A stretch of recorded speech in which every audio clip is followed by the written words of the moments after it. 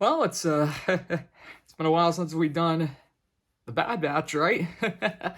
How's everyone doing today, guys? My name's T Codes, and yeah, Bad Batch season 2. So I'll admit I wasn't sure. I mean, I knew Bad Batch season 2 was coming out for a while. I just wasn't sure if I wanted to continue doing, vlogs of it, mainly because it's been well over a year since season 1 ended, and I wasn't sure, was it gonna be, should I keep doing it? I mean, I thought season 1 was good. I didn't think it was crazy, insane good. I just, it was one of those. I was like, all right. That's why I kind of did the poll, but I mean, as of right now, there's only 16 people that did the poll, but a majority of them said yes, so might as well just get back into it, see how this goes, and to those 16 people that voted, thank you. But yeah, so it's been a while, but we finally got season 2 of Bad Batch, and it's interesting how they started this season off. So this is episode 1 of season 2, or episode 17 of the series. That is Spoils of War, and that's just putting it exactly the way it is for this episode, because I feel it's interesting. So if anyone who saw the trailer, I mean, like me, I saw the trailer, and that scene of them, they're on that nice beach they're on that beach, they come out from the forest onto the shore, they're running from all these crab monsters. You get that joke of them just like, we were supposed to stick to the plan, I got the package, didn't I? And all that. So I'm like, I kid you not, I saw the trailer and I'm like, yeah, that seems like the opening scene of the first episode, isn't it? And that's exactly what it is. It's just, we're thrown right into that mission. It makes sense, because you want to just see what the Bad Batch has been up to since Camino. I mean, how long has it been? I mean, what have they been up to? Are they any closer to possibly getting out of their situation, or are they just gonna continue doing jobs? And right now, that's kind of what they're doing. They're just doing job after job, and this is their latest one, just going on this planet. But we do get to see how things are. We still got, for the most part, they're all still relatively the same, except for, of course, Omega. She looks a little, time has certainly passed just because of how her hair has changed. Her hair is growing out. She's learning a bit more. Tech has her learning about all the different types of ships, which comes into play later in this episode. But that's a nice thing to know, because you never know if you're gonna need to have the knowledge of that, as like I said, again, as this episode proves. But I also like how the last season, she was very, obviously because she's finally got away from Camino, where she spent her entire life on. She's learning a lot, but she's also kind of, she's curious, but she also knows that, she isn't 100% safe. But I like how in this first episode of season 2, they show that she's adapted more, and so she wants to take more risks. Like, so in the situation that they're in, they have to pick up the group who's on the ground running. Tech and her are in the Marauder, they gotta fly over and pick them up.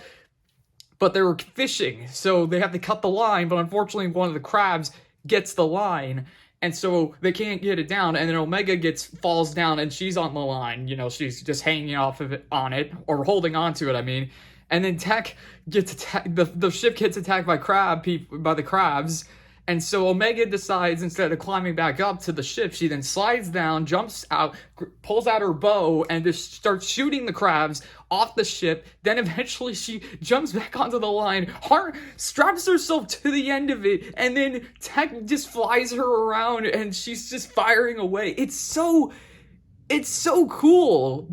And it's just like, I can 100% buy that, because again, we saw the pieces of Omega growing in the first season, so it's not too far-fetched that at this point, at the start of the second season, she's getting to this point where she's becoming a little more confident with her skills and helping the team out, and it's just so freaking cool. But yeah, it's a nice opening. and it's a nice, fun little way to get everything back into the groove.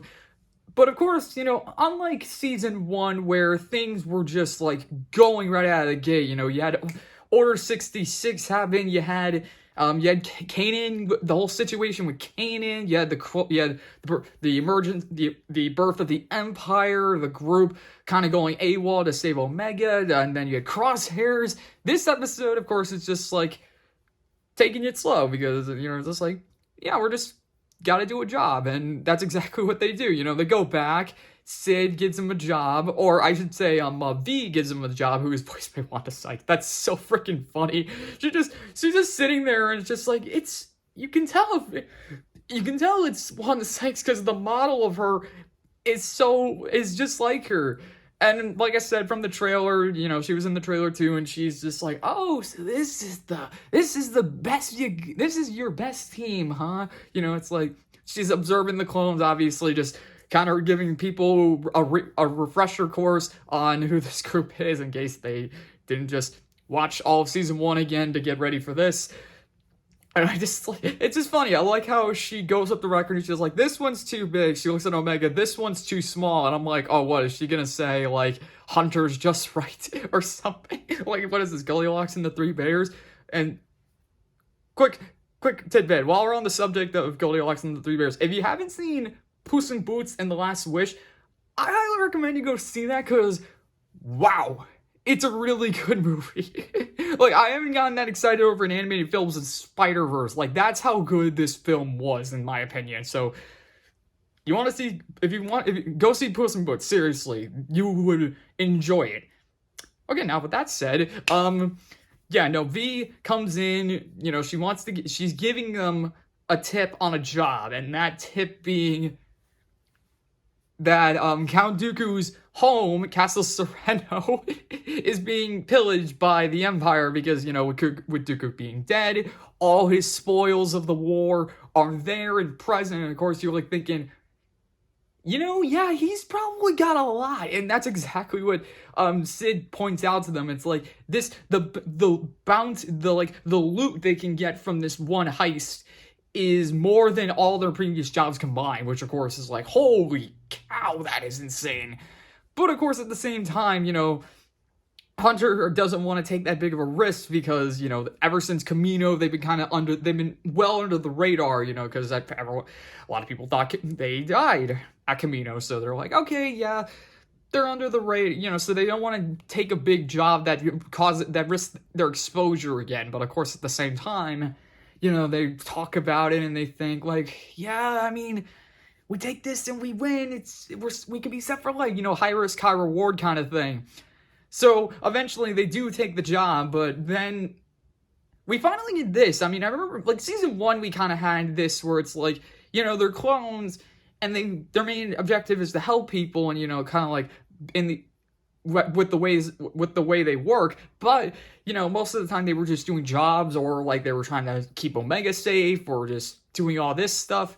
So now we get Echo, who was a reg who fought in the Clone Wars, who fought alongside Jedi, and he had his Domino's team, Domino Squadron, or not Domino, Domino Squadron. Why did I say Domino Squadron? No, wait. I'm sorry.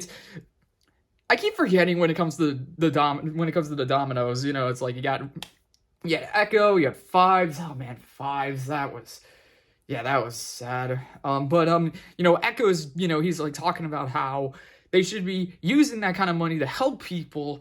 And of course, at the same time, it's like, well, we did all this for Omega, we took a big risk getting her out of there, and now we're here. But of course, I mean, you can kind of take that in many different directions. And as Omega takes it, she's over here in the conversation, she takes it as like, she's kind of like that burden. It's like this group sacrificed practically everything just for her, and now they're in this spot. So she kind of feels that responsibility now to take more, to kind of take the initiative, become something more for them because of the fact that they gave up so much for her. But of course, at the same time, it's like, she's a kid, so, there's a lot to her that she needs to understand when it comes to the group. And yes, I mean, it's funny, like I said before, she has grown to become a valuable part of the team, but at the same time, she's still growing as a kid, you know, so she's got a lot of time on her hands compared to what the Bad Batch probably has. But just for her to hear that and just kind of have that feeling, you know, it's kind of tough. But in terms of the actual heist, you know, everything seemingly goes fine, except for the fact that you got, oh my god, this whole, I'll say this, they really did a good job at making you really sympathize with the clones, because again, they released this episode and the next episode back to back on yesterday, and I can't tell you everything about what happens in the second episode. I'll just say that for the next video. But the freaking clones, like Wilco, Wilco was his name. He was freaking so good in this episode. You know, this is the guy that, you know all the heist movies and all these times where you have the one team that comes in, they got the plan, and everything is like, well, there's no way they're gonna notice, and it's like, no, they're too dumb. You know, like you got those incompetent security guards or just the authorities that don't know what they're doing. Here, the clones and the Empire, because of Wilco, they know what they're doing. You know, it's like, you know, they go in and they go into not into the palace, not just yet. They are on the outskirts, and they see the town that's right outside it, just completely leveled, and it's just from Imperial bombardment. And it's like, it's such a jarring scene. Like, again, jarring in terms of, like, you can just picture all of that, all those people, or just at least the homes, like the people for the most part could have escaped, but just that land's gone. But also the freaking art, the animation, it's so good. It's just like breathtaking. I mean, my goodness. But yeah, so they see that and just like, it's so, man, I'm sorry, it just looked good, because me with this animation, I just love seeing the potential people can do with it, and just being able to, I mean, again, I kind of talked about it in season 1, just like how far this type of animation has come in terms of Star Wars. It's like, it really feels like you can sometimes look at it and see like maybe not like a completely real landscape, but something you want to say, I want that as a painting. I want that as a painting on a wall in a museum or something. But, yeah, no, I just wanted to talk about that real quick. But, yeah, so they go to the palace, or Castle Sereno, and they see that the Empire, as Sid said, you know, they're pillaging it, but there's still a chance to gain some loot. And they have the cargo ships, those gigantic freighters that you see in you see in Rebels a bit, and you see the freighters, and so they're like, okay, let's go into one of them, you know, grab as much as we can and get out.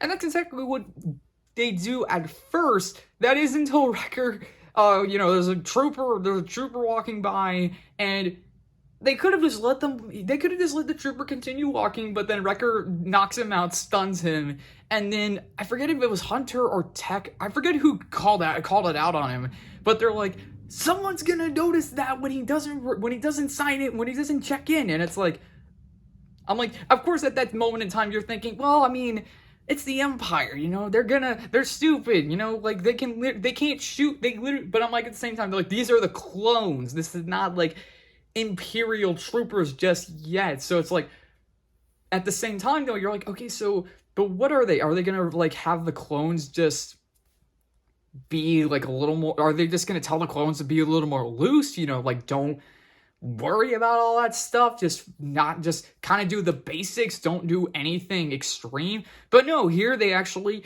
are very confident. It's just like, yeah, like that one clone trooper who gets knocked out just because he doesn't check in, they're like, okay, go search the area. And it's like, something's not right. We might have people here. Start the launch sequence, you know, get the freighter out of here. And it's like, and then all of a sudden, you know, the freighter gets out, and Hunter and Wrecker are able to get out, but Echo, Tech, and Omega, they're not. They get stuck on the freighter that's taking off. And so then they're like, okay, well, we'll just get to the escape pods. And then Wilco figures that out. He's like, they're on the ship. Okay, so they must be going for the escape pods. And eject all the escape pods. And it's just like, oh my goodness, this is such a he's so smart. He knows exactly what they're doing. Even freaking Hunter and Wrecker get in a little bit of trouble because even though they got out of the freighter and head into the woods, the clone troopers know exactly the possible escape route. So they're like, okay, they probably head into the woods, go after them.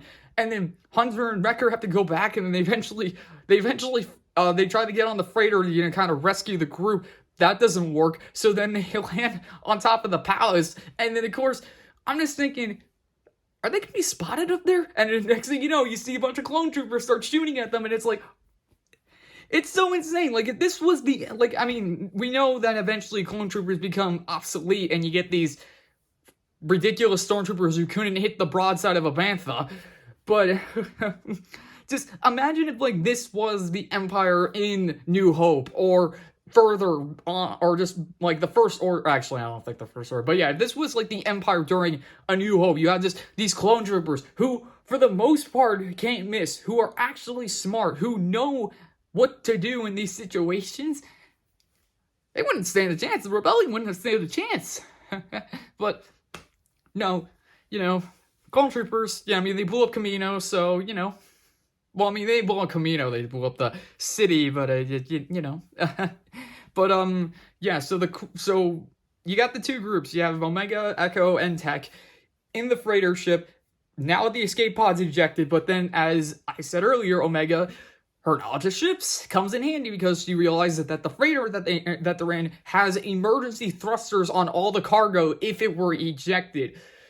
But as Tech points out, it's before they reach the atmosphere, so they have to, their time is of the essence, so they do get to the freighter and they eject, which is where the episode ends. Before I mention that, we have Hunter and Wrecker who are in the palace now, and they eventually get to Dooku's throne room, and then there's the escape hatch that Dooku used in Clone Wars, so they use the same thing. But unfortunately, it's not working at first. They activate it, but it doesn't go down, so then Wrecker's just like, okay, he starts jumping up and down on top of it because dude's is freaking heavy and strong as an ox, so that works. They fall down and they're able to escape. And then but again, it's just like, it's so crazy how all of this, it's just, I mean, again, I guess for the first episode of the second season, it's like just to kind of like set things up, it's not like really building much of a story, it's not really doing much. It really feels like you're continuing on from season 1, but at the same time you're not. Like, it's not like season 1 episode 17, it's like actually second season first episode, it's kind of setting things up, laying the foundation of what this season could be, where it could go, and it's fine. It's nice. I mean, again, it's like the animation's so good. The sound design is also great as usual because it's Star Wars.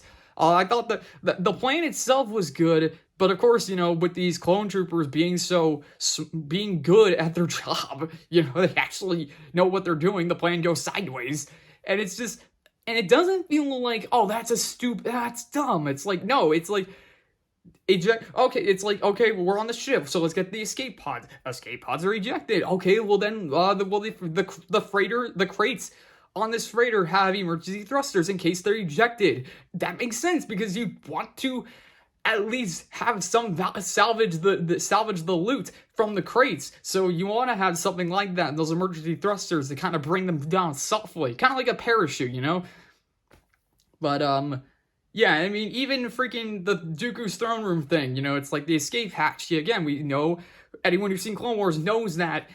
And, of course, it doesn't work because it's a little bit older, and even Wrecker just stomping on it is a bit of a funny thing, but it doesn't feel ridiculous. But, okay. Yeah, that's everything. Yeah, that's about everything. I'm trying to think, is there anything else that I missed out on in this episode? I'm sorry, I saw this and the next episode back to back, and it's just me trying to really, as I say with most of my reviews, I just kind of like try to take it in, kind of just let it sink in a little bit, but yeah, alright. So, oh wait, forgot to mention, they're still using like stuns. They don't want to use live rounds on the clones because they are in their way still their brothers. And again, nice look. And of course for Disney, you know, it's like, hey, we have them not killing people, yay! Because, you know, in Clone Wars, we had a literal, oh boy. I mean, even Rebels, like, despite sometimes, you know, they don't try, you know, when they don't kill stormtroopers a lot in sometimes, but still killing some. I mean, there were certainly some clone troopers that could die here because there were some explosions that happened and all that, but I don't know. But, yeah, that's my thoughts on this first episode, and yeah, so, let's get into the next one, shall we?